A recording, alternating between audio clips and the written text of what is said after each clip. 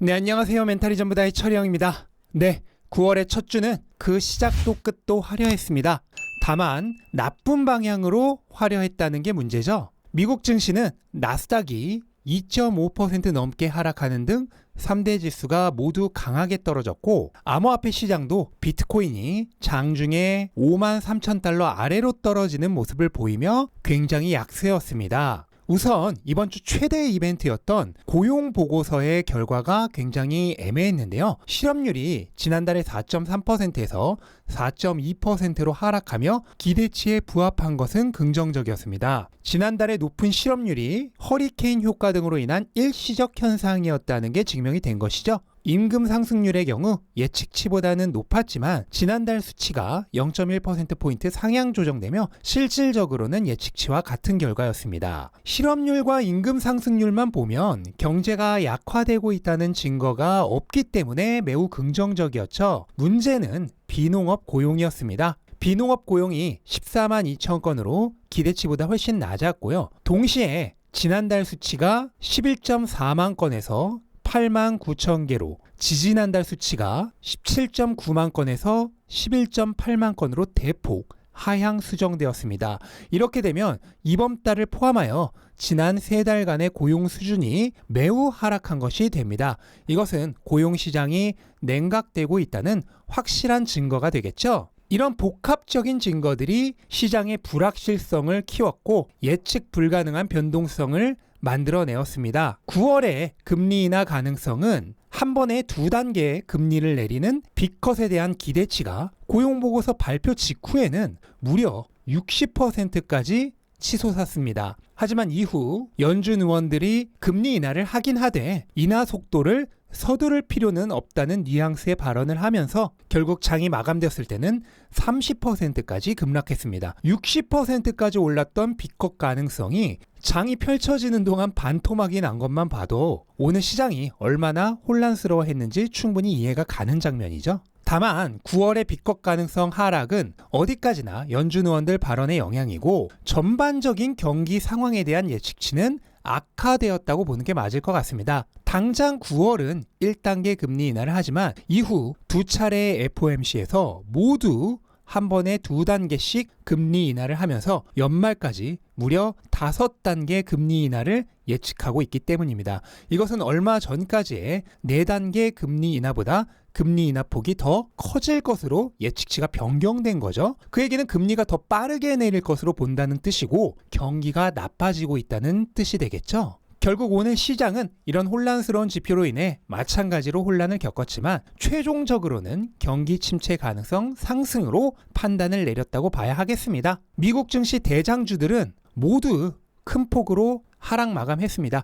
다음 주 아이폰 신작 발표를 앞둔 애플만 기대감에 상대적으로 하락폭이 덜했고 엔비디아가 4% 넘게 하락하고 구글과 아마존도 4% 전후로 하락하는 등 낙폭이 컸고요. 테슬라는 골드만삭스의 부정적 보고서 영향으로 8% 넘게 하락하면서 최근 며칠간의 상승폭을 모두 반납했습니다. 암호화폐 시장도 기술주를 따라 하락했습니다. 비트코인이 장중에 5.25만 달러까지 하락하며 위험자산들과 하락을 함께 했습니다.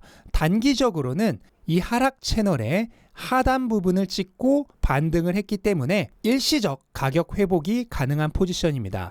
다만 최악의 달인 9월이 이제 막 시작되었기 때문에 지나치게 낙관적인 전망은 금물인 지점이 되겠습니다. 근데 오늘 비트코인이 이렇게 하락한 이유도 간단하죠. 연말까지 5단계나 금리 인하가 예상되는 등 경기 침체 가능성이 급등했기 때문입니다. 그리고 비트코인은 위험 자산으로서 경기 침체가 발생하면 그 어느 자산보다 더 빠르게 움직이는 자산이죠. 이미 여러 차례 설명드렸듯 비트코인은 특유의 황금성과 유동성으로 인해 위기 발생 시 가장 먼저 반응하고 가장 크게 떨어집니다. 오늘의 움직임은 그러한 리스크가 반영된 모습이라고 보시면 되겠죠. 만약에 침체가 발생한다면 지난 2019년과 거의 유사한 흐름이 나타날 것으로 저는 추측하고 있습니다. 이것도 이미 지난달부터 여러 영상으로 신나게 설명을 드렸죠. 2019년에도 반년 넘게 이어지던 조정을 겨우 깨트리고 상향 돌파하며 본격적인 상승장 진입이 기대되었지만 이때 팬데믹이 발생하며 그 어느 자산보다 빠르고 강하게 하락했습니다. 하지만 이후 침체를 살리기 위해 유동성 폭증이 일어나며 유동성 흡수가 자산의 본질인 비트코인은 그 이후 18배 상승하며 모든 자산 중에서 가장 강하게 회복을 했습니다. 근데 지금 상황이 어떤가요?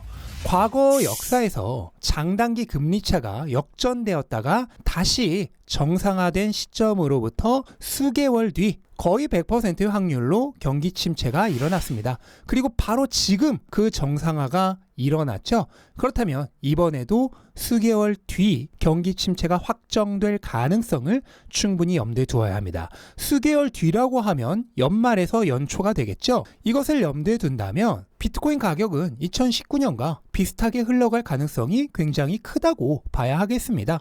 지금 상황이 딱 2019년과 마찬가지로 중간 고점을 찍은 뒤 반년 가까이 횡보가 지속되고 있죠. 하지만 조만간 있을 금리 인하와 함께 비트코인 시장의 가장 좋은 달인 10월을 맞이하면서 가격이 회복 추세로 들었다가 비트코인 역사상 최고의 분기인 4분기 동안 이 길었던 저항을 돌파하며 상승 추세로 전환됩니다. 이 시점이 딱 2019년에 이 조정이 끝나는 시점과 기간상으로도 거의 일치합니다. 하지만 뭐라 그랬죠? 연말에서 연초에 경기 침체가 확정될 가능성이 있다고 했죠? 만약에 그렇게 된다면 이번에도 2019년과 마찬가지로 급락이 나올 가능성이 충분히 있습니다. 하지만 이후 경기를 하지만 이렇게 경기 침체가 발생하면 또 각국의 중앙은행들이 경기를 살리기 위해 금리를 급격하게 내리겠죠? 지금 시장이 예상하고 있는 것도 그런데 아마 이 속도보다 더 빠르게 금리가 떨어질 것입니다. 그렇게 되면 유동성 증가 혜택을 가장 많이 받는 비트코인이 이번에도 가장 크게 상승하겠죠? 지난 사이클에서 이미 나왔던 시나리오가 그대로 반복될 가능성이 굉장히 높은 상황인 것입니다. 물론 이 모든 것은 시나리오에 불과합니다. 실제로 경기 침체가 올지 안 올지 아무도 정확히 예측할 수 없죠. 그에 따라 자산들의 가격이 어떻게 움직일지 미리 알 수 있는 사람도 없습니다. 따라서 우리는 예측으로 투자해서는 안 되며 단기적 가격 변동에서 이득을 취하려 해서도 안 됩니다. 특히 비트코인의 경우 사이클에 대한 믿음으로 중장기적인 전망에 따라 포지션을 유지하는 게 가장 중요합니다. 현재 비트코인이 위치한 지점은 사이클 중반에 중간 고점을 찍은 뒤 1차 현금화가 이뤄지고 있는 구간입니다. 앞에서 살펴본 2019년 조정 지점과 완전히 같은 시점이죠. 이 지점을 벗어나고 나면 이후 비트코인 사이클의 진짜 최종 형태인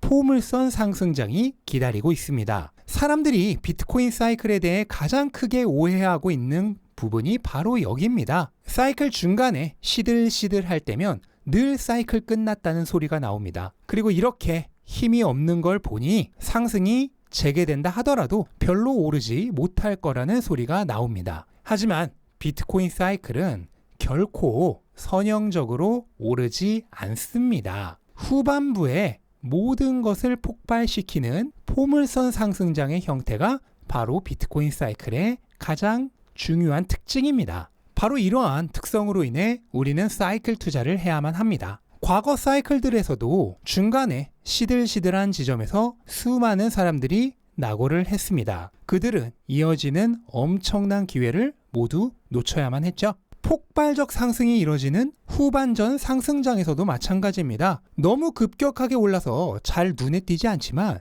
이 상승장의 중간중간에도 30%에서 40%의 하락이 여러 차례 있었습니다. 참고로 지금의 이 지긋지긋한 하락조차 현재 지점은 아직 마이너스 30%가 안 됩니다. 이 이상의 하락이 상승장에서조차 여러 번 있었다는 뜻입니다. 그런데 단기적으로 접근하는 투자자가 이런 상황을 견뎌낼 수 있을까요? 중간에 약간의 이득을 보려고 하거나 공포에 젖어 이탈하는 투자자들이 대부분이겠죠? 그리고 한정 거장만 먼저 내려도 수익률은 몇 배가 차이가 나게 됩니다. 이와 같이 비트코인 투자에 있어서는 결국 사이클 투자를 이기는 투자 방법은 없습니다. 바로 이 지점에서 비트코인 투자의 가장 큰 매력이 있는데요. 비트코인 가격은 현금 흐름 등의 다른 변수가 있는 주식과 같은 자산과는 달리 통화에 대한 해지가 자산의 주요 가치이기 때문에 오로지 공급과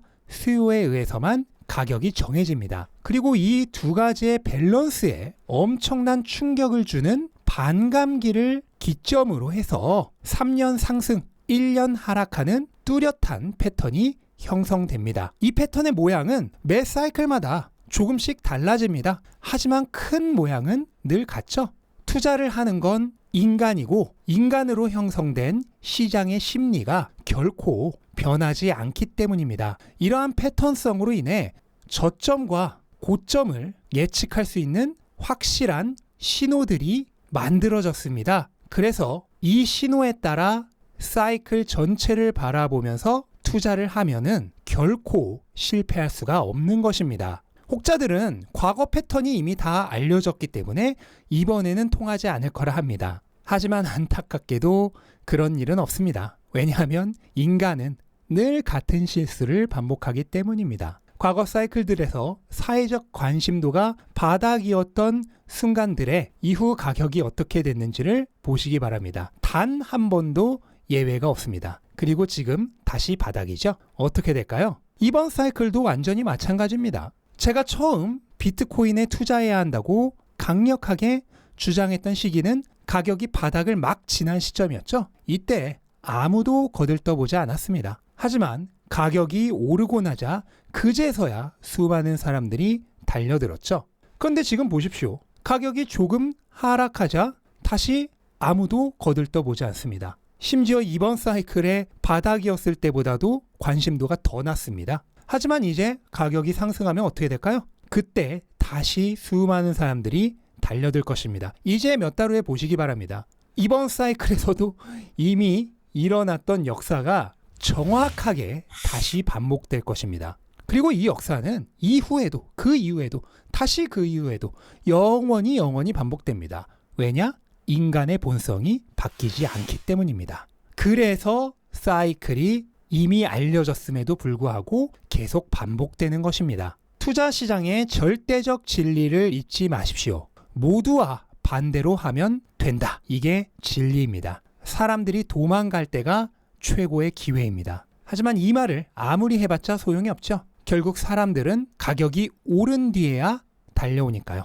그리고 그 역사가 지금 또 반복되고 있습니다. 그런데 왜 이런 슬픈 역사가 계속 반복되는 걸까요? 그것은 사람들이 투자의 본질을 제대로 이해하고 있지 못하기 때문입니다. 투자란 미래에 대한 행위죠. 아직 실현되지 않은 미래의 가치를 현재 가치로 환산하여 지금의 가격이 시간에 대한 프리미엄을 감안하고도 매력적이라면 매수하는 것입니다. 그리고 그 가치가 실현될 때까지 기다리는 것. 이게 바로 투자의 본질입니다. 그런데 사람들은 이것을 하지 못합니다. 왜? 아직 보이지 않는 미래 가치를 볼 수 있는 사람들이 거의 없기 때문입니다. 인내심이 없어서 아닙니다. 확신이 있다면 없던 인내심도 생깁니다. 단지 믿지 못하기 때문에 흔들리고 떨어져 나가는 것일 뿐입니다. 그래서 가장 중요한 것이 자산의 가치를 제대로 아는 것입니다. 자산에 대한 공부가 되어 있고 투자에 대한 경험이 쌓여서 시장의 생리를 이해하는 사람은 어떤 위기에도 흔들리지 않습니다. 오히려 위기가 기회로 보이죠. 왜? 보이지 않는 것을 완벽하게 볼 수 있기 때문입니다. 자산의 미래 가치를 제대로 이해한 상태에서 단기적으로는 조울증 환자에 불과한 시장의 생리를 이해하고 있다면 투자는 너무나 쉬운 일이 됩니다. 가치 있는 자산을 미리 선점하고 사람들과 반대로 행동하면 되기 때문입니다. 제가 이렇게 아무리 말해도 이제 댓글들 보시기 바랍니다. 당장의 가격에만 아둥바둥하고 있습니다. 하지만 단기적인 가격은 알 수가 없는 것입니다. 침체가 발생할지 아닐지도 알 수 없죠. 하지만 중장기적으로 본다면 아무런 문제가 없습니다. 만약에 경기 침체가 발생한다면 이제부터 시작될 유동성 확장 사이클이 더 가속화되겠죠. 그렇다면 비트코인과 같은 유동성 흡수 역할을 하는 자산은 더 강하게 오릅니다. 나쁠 게 하나도 없는 것입니다. 과거의 가격들은 낮으나 높으나 하나하나 지나가 버리고 나면 다시는 돌아오지 않을 가격이 되어 사라져 왔습니다. 이것은 모든 자산 시장의 역사입니다. 당장은 영원할 것 같은 이 가격도 한 번 지나가면 다시 돌아오지 않습니다. 비트코인과 같은 신생 자산은 더하죠.